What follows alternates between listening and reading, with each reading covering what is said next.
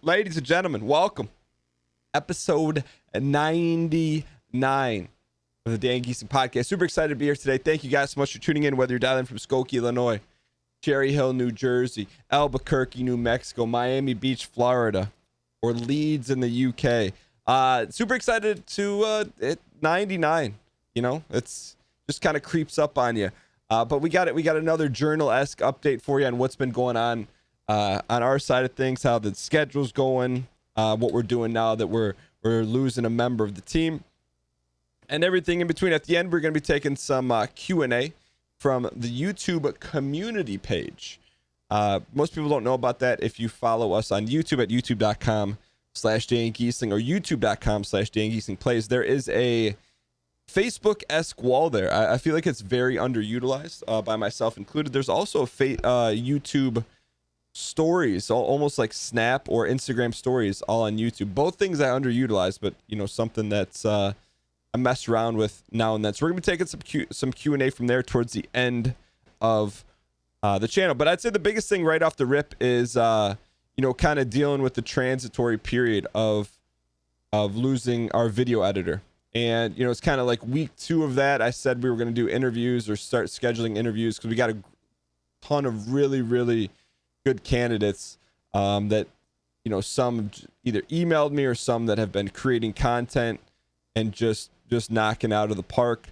And so it's just a matter of sitting down to do that and, you know, get everything going. I think the plan is to go full transition first week in September. So the plan right now is to phase out, you know, our video editor by the end of August with a transitory period in there where it's kind of like the passing of the torch. So speaking of the passing of the torch, one of the things that's moving possession is the control of the YouTube channel.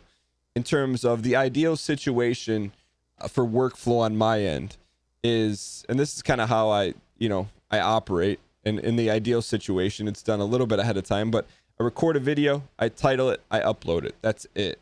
You know, I don't do any of the tagging. I don't do any of the scheduling. I just literally just title it and upload it and then walk away. Because over time, you know, the thumbnails, depending on how in depth you do, could take some time. The tagging takes some time, the scheduling, and then clearing it for YouTube monetization. All that stuff adds up. And for me, those are all things that, you know, I think there's 2 good things that can come from it. One, getting a different creative look, in particular the thumbnails from someone else. You know, that's why I always look at any kind of change, although it may be, you know, difficult in a transitory time or a period of like uncertainty. On my end, you know, I look at it as a positive. Now we have a new individual or a new set of eyes looking at it, maybe looking at it from different angles, as well as giving that person an opportunity to kind of flex some new creative muscles. So that's one big thing.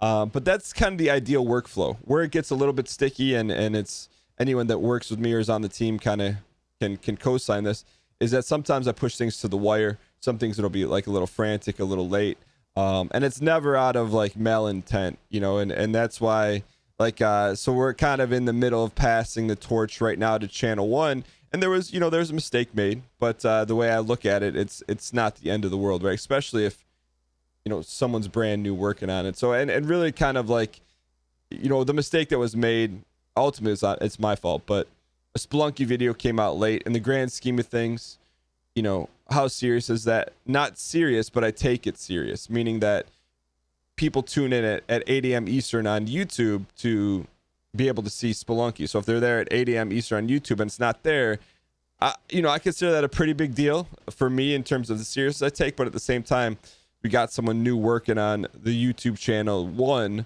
you know, some mistakes are going to be made, and I feel like in the transitory period, mistakes are going to be made, and I don't gloss those overs, but I don't make a huge deal out of them either, because I know that's, you know, it's my fault for not clearly communicating, number one, and number two, the person's brand new, so, you know, to expect them to hit grand slams right off the rip and not miss it, but at the same time, it's a learning opportunity, right? So we missed the video was done and uploaded, it just wasn't scheduled to go out. So as soon as I noticed that, it was like 8:50 in the morning, this Sunday, I'm like, all right, let me just make it live. And it was like a vanilla episode, meaning that there was no thumbnail, there was no metadata, there was no nothing. I'm just like, it's better to get it out, and then it's an opportunity to talk about why it's important that doesn't happen. But I don't get mad about it. But at the same time, it's not something that can happen time and time again. In my opinion, if you want to have a successful YouTube channel, or a YouTube channel where, for me, one of the pillars is reliability, right? That people know what to expect, when to expect it, and how to expect it. So that was good. So it was a good learning experience, I think, for everyone involved, and also ultimately it's on me for not clearly communicating the expectations on that. So outside of that, my in real life business picked up. So it was really kind of a frantic week. If we rewind 2 weeks ago, it was probably the best week schedule wise of all time, meaning that woke up every day, ran, had great shows, ended the shows on time. There was no, it was just good eats. Then this past week, my real life business, I got tied up a lot, and I was kind of going day to day on the YouTube videos, and it was, I had some additional home responsibilities. So it was really like, I look at this past week, I'm like, okay, look, if 2 weeks ago was an A+, this was a B-. We found a way to keep things afloat. And, but I think the big thing for me is I didn't beat myself up over it. It's like, all right, look, hey, this, not every week's going to be perfect. But because there's just there's just a lot of stuff going on that normally doesn't go on. So just to be able to adjust to that, and then just be like, all right, look, are you doing the best you can with the cards you're dealt? Yeah, then you just keep pressing forward and know that the next week will be a little bit different. So, but to me, it just, I'm 8 million% sold on the new schedule now. Just like if there's any doubts, it's just so important to stick to that. And it's not easy, right? It's not easy to get up at 5:30 and run and do that, but it's so important for kind of long-term sustainability, right? To check every box. And I feel like this past week was a good reminder of that. As if I didn't know it was already important, but to go from like a week where you nailed it to a week where like, all right, look, some things are different where you can't nail it, or it's not really possible. To me, it just reiterated the importance of it, and also not to be aflexible. I don't know if aflexible is a word or not. Before we get to the next topic, I do want to give a shout out to Big Cheese M for leaving a review on iTunes for the podcast, by the way. Truly appreciate it. I think it was like the first one in a couple months, so I appreciate you taking the time to do that. It helps out the show tremendously. So Big Cheese, shout out for you. So this upcoming week, I'm doing my best to, stick to the schedule, in particular on Twitch, right? Things can get, I think it stems, when I brass tacks it all down to the schedule, it comes from two things. One, did you get up and run? And two, did you control the Twitch show? Meaning that, did you start the show on time, 10 a.m., and did you end the show on time, 2 p.m.? If yes, everything else is good eats. You can get ahead. You can, have sustainability. If not, if things get out of control, then you're playing catch up all week. So that's my focus for this upcoming week is, just make sure to keep the schedule on task. And one of the things, I'm trying to do is, the caveat to that is Monday. Monday, we do, just based on where we're at scheduling, we do Check the Wire podcast with Northern Lion on Mondays. Just right now, that's kind of where we're at. So I'm trying to see if we can move that up in the schedule, so it's not a 6-hour show. And it's not because I don't want to do a 6-hour show, but it's just like, if you do that, the dominoes that fall behind it, you're playing catch up. So I think it's just a matter of if you listen, knowing your schedule and knowing what works for you. And some of the times you don't know. You just kind of got to try a couple things and figure it out. And I feel like at this point, I've gone through enough stuff and blown up the schedule to know it works. Now it's just having the execution to stick to it. So speaking of, this was a little bit, choppy of a week. Well, the first thing that falls off when, in between having like a unique home schedule and then also combined with, my in real life business picking up, the first thing to drop is any kind of social posts, right? So TikTok, I think I posted once last week. Instagram story posts. That's like a good indication if you want like inside secret sauce. If I'm posting, I'm saying outside of Twitch and YouTube, because that I'll find a way to do either way. But the first stuff to fall off would be Instagram posts, Instagram stories, Snapchat, tweets, TikTok. If you see that stuff, if you see a week where I'm just cranking all that stuff out, you'd be like, yo, he's on his point this week. This is good. This is good eats week. But if not, if you're like, hey, I haven't seen Dan tweet about why toasted Cheez-Its are the best, then you're like, okay, all right, look, hey, if you want it, that's how you know what's going on with the sauce. Because I'm never gonna tell you. I'm never gonna be like, oh, geez, you gotta take care of this and run around. It's not gonna happen. But that's usually a good indication. For me, it's like, all right, look, you come to the realization like you literally can't do it all. So you just stick to what's most important. And sure, I look at the social posts as extremely important for growth, meaning to continue to move the needle. But I don't want to work on growth without delivering what people expect, right? So I would never work on growth over delivering the essentially the product that people expect, the Twitch show and the YouTube videos. That's just not how I would do it. The best way to do it is to do both.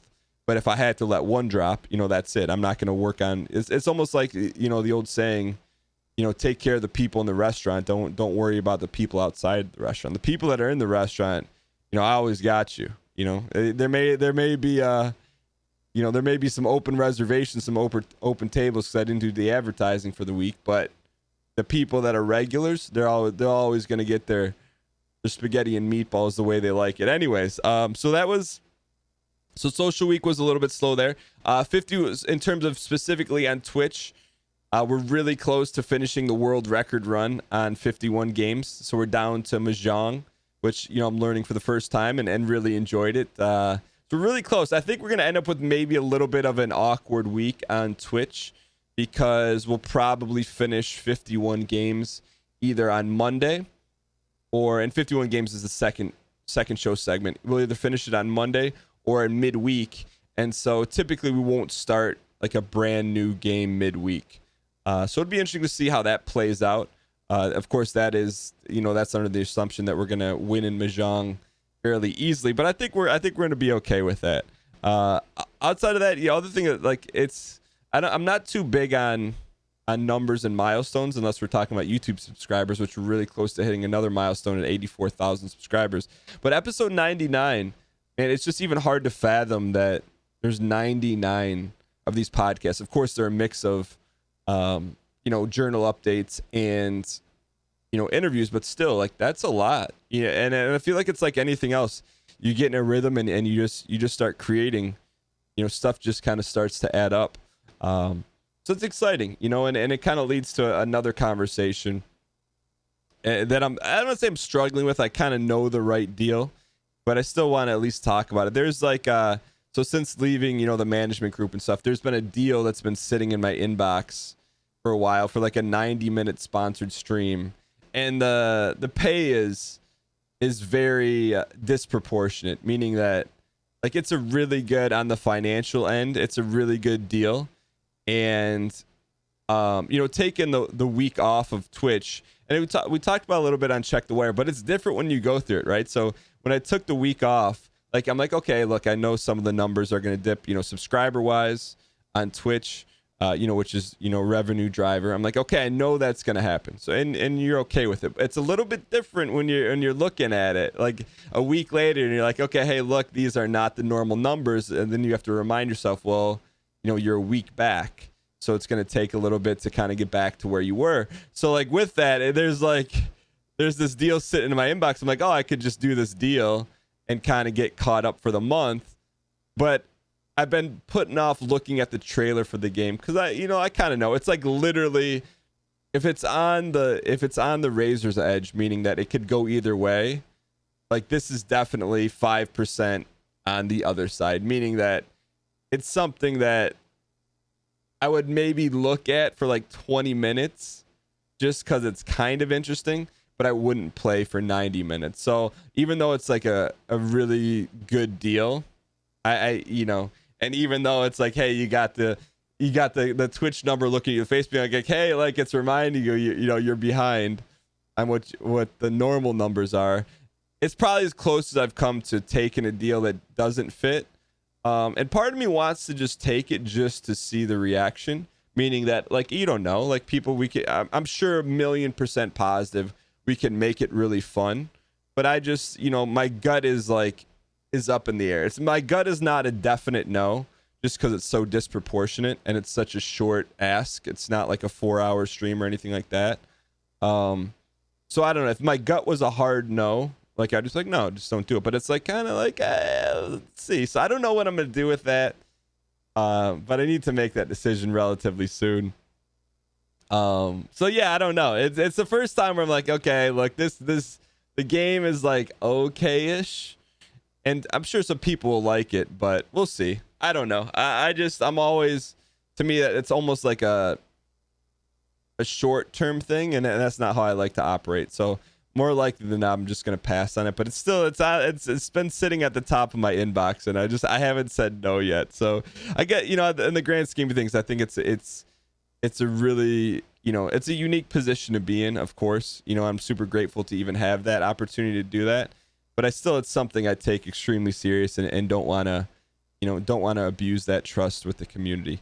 Another thing that went really well this past week, we did a co-op stream for the first time with GrandPOOBear. We've interviewed him on the podcast, and we've always kind of talked about doing something. And we did a Spelunky co-op stream for a couple hours, and it was really, really fun. There's some people that you work with, and you're like, okay, hey, that was cool. But this one, it was cool and it was easy, meaning that when you work with someone and it's easy, then there's kind of a chemistry there.